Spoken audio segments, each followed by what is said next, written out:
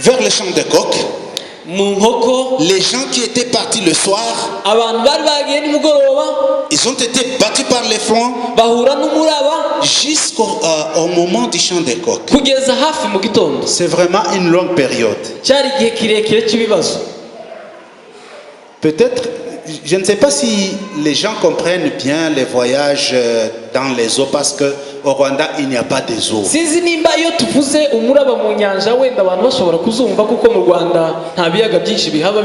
C'est un peu difficile de relater l'histoire des eaux, de voyages.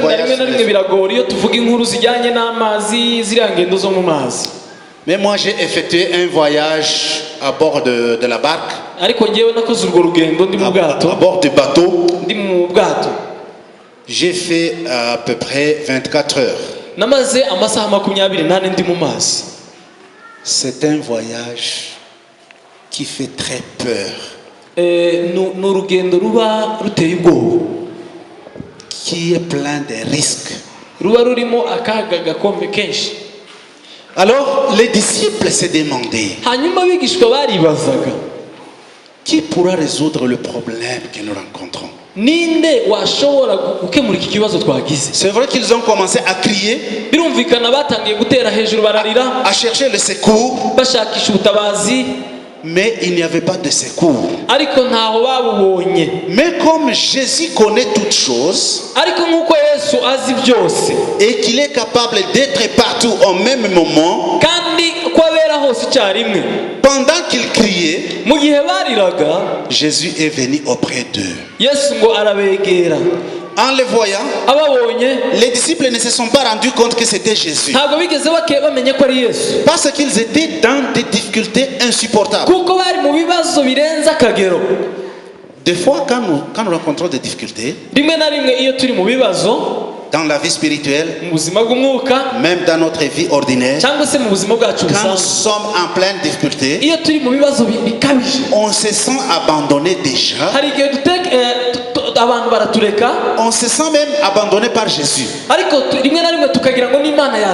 Mais je vais vous dire une chose, Jésus est toujours là. Alors les disciples ne se sont pas rendus compte que c'était Jésus. Ils se sont dit, peut-être c'est un démon, une personne qui marchait sur les eaux. C'est peut-être un démon. Ils ont crié. Nous rencontrons le deuxième problème. Nous risquons d'être noyés. Nous risquons d'être noyés. Mais aussi nous risquons d'être battus par les démons. Deux problèmes simultanés. Et Jésus leur dit, c'est moi. Rassurez-vous. C'est moi. Ne craignez rien. Alléluia. Alléluia. Jésus est là pour nous consoler. Alléluia. Amen. Parce que nous allons très vite. Nous avons lu en 2 Corinthiens.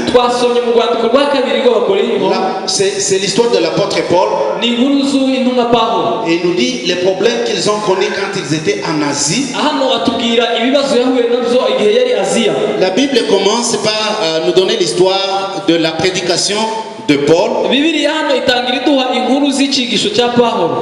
La Bible commence en disant que pendant que Apollo était à Corinthe, Paul a décidé de passer par les villes du nord. Alors il est entré en Éphèse. Arrivé en Éphèse, il a rencontré les gens qui étaient déjà sauvés, qui connaissaient déjà Dieu, qui pouvaient prêcher la parole de Dieu. Alors il leur a posé la question, est-ce que vous avez reçu le Saint-Esprit quand vous avez commencé à croire? C'était une chose étrange. Et ils ont dit, nous ne savons même pas qu'il y a un Saint-Esprit qui est venu. Alors Paul s'est précipité à leur imposer les mains. Et ils ont été remplis du Saint-Esprit. Ils ont été à prophétiser. Ils ont été à opérer des miracles avec Paul.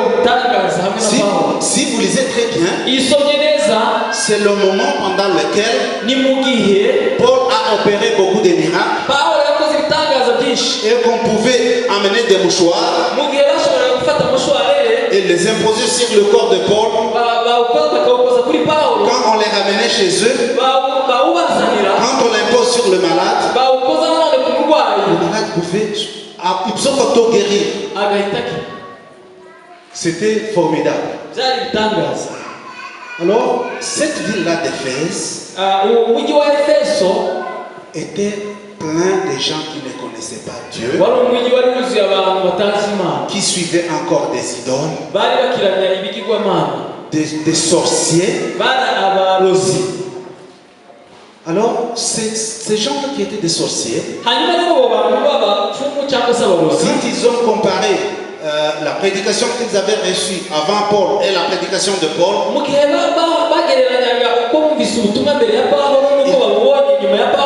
ils ont suivi d'abandonner leur première carrière et ils ont suivi la voie de Paul et Jésus-Christ. La parole de Dieu s'est répandue très vite en Éphèse.